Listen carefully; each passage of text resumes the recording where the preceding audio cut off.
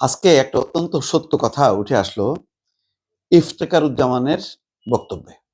তিনি টিআইবির প্রধান এবং এই যে সংস্কার যেই কমিটি, সংবিধান সংস্কার যেই কমিটি, সেই কমিটির তিনি একজন সদস্য ছিলেন। অধ্যাপক আলী রিয়াজের সঙ্গে তাকে দেখা গেছে। এখন দেখেন ইফতেখারুজ্জামান তিনি নিজেই বলছেন যে উপদেষ্টা পরিষদ নিতে পারে না, সিদ্ধান্ত নেন আমলাতন্ত্রের ভেতরের ক্ষমতাবান ব্যক্তিরা। ঐকমত্য কমিশনের একজন প্রভাবশালী সদস্য ইফতেখারুজ্জামান তিনি নিজে অনুভব করতেছেন যে উপদেষ্টারা সিদ্ধান্ত নিতে পারে না, নিচ্ছে হচ্ছে সরকারের ভেতরের প্রভাবশালী আমলারা। তাহলে বোঝেন অবস্থা কি পরিবর্তন হইল। এই আমলাতন্ত্র তো শেখ হাসিনার প্রশাসনও চালাইছে, এখনো ঘুরে ফিরে ওই তারাই চালাচ্ছে। কোনো মৌলিক কোনো চমক নেই। একটা মিনিস্ট্রি বলতে পারবেন না যে মিনিস্ট্রি খুব চমক দিয়ে বলছে। আপনি দেখেন এই যে আমাদের তরুণরা গেল তো স্থানীয় সরকার বা ক্রীড়া, তথ্য বলেন বা অন্য কি বলবেন, তিনজন ছিলেন, একটা তো কোনো চমক লাগানো কোনো সিদ্ধান্ত পাবেন না। এবং আমি খুব হাস্যকর ভাবে আসিফ মাহমুদ সজীব ভুঁইয়া কি কি কাজ করছে, ব্রিজ কালভার্ট রেগুলার কাজগুলোকে উনি ওনার কাজের একটা ফিরিস্তি বানাইছে। অথচ এখন কি হয়েছে, তিনি চলে যাওয়ার পরে প্রায় 17-18 জন কর্মকর্তা, যাদেরকে বলা হতো যে এটা একটা চক্র আর কি, তাদেরকে এখন দৌড়াচ্ছে ওই আদিলুর রহমান খান।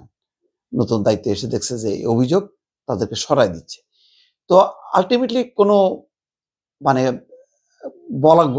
বলা যাবে না যে মিনিস্ট্রিগুলোর একটা আমূল পরিবর্তন হয়েছে, মিনিস্ট্রিগুলির স্বচ্ছতা বৃদ্ধি পেয়েছে বা কি কি অনিয়ম অরাজকতা হয়েছে সেইগুলো সবিস্তরে তারা সেগুলি তুলে ধরছেন, সেই অনুযায়ী কোনো অ্যাকশন নিচ্ছেন। কোনো অ্যাকশন নেই, কোনো কিচ্ছু অ্যাকশন নেই। যেইটা হচ্ছে সব রাজনৈতিকভাবে এই বিভিন্ন জনের নামে হত্যা মামলা দিয়ে কারাগারের মধ্যে পুরে রেখে দিছে, ব্যাস চলতেছে এইভাবে আল্লাহর হস্তে। কোনো বিচার সালিশ কিচ্ছু নেই, কোনো অভিযোগ কোনো কিছুই তৈরি করতে পারতেছে না। কারণ ওটা তৈরি করতে গেলে তো সংশ্লিষ্ট সবাই ওই আমলারা জড়িত। তা আমলারা কি তাদের নিজেদের বিপদ ডেকে আনবে? ফলে নানাভাবে কলা কৌশলে চলতেছে। তো এটা অত্যন্ত হতাশাজনক। কারণ ঐকমত্য কমিশনের নিজে ইফতেখারুজ্জামান সদস্য ছিলেন, তিনি টিআইবির এখন নির্বাহী পরিচালক। তিনি বলছেন অন্তর্বর্তী সরকারের উপদেষ্টা পরিষদ কোন কাগজে স্বাক্ষর করবে, কোন সিদ্ধান্ত গ্রহণ করবে, সেটি আসলে তারা সিদ্ধান্ত নিতে পারেন না। এই সিদ্ধান্ত নেন আমলাতন্ত্রের ভেতরে অত্যন্ত ক্ষমতাবান ব্যক্তিরা। সোমবার বেলা 11টায় রাজধানীর ধানমন্ডিতে টিআইবি কার্যালয়ে আয়োজিত এক সংবাদ সম্মেলনে তিনি এই কথা বলেন। মানে অত্যন্ত সত্য কথা, এটাই হয়তো বাস্তব।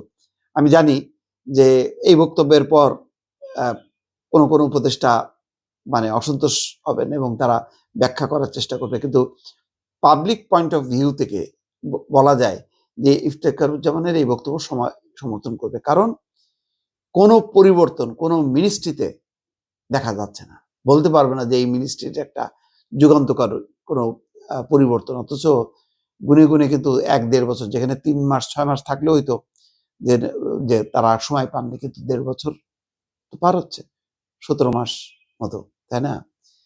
তো কি হলো, যেই লাউ সেই কদু। দর্শক।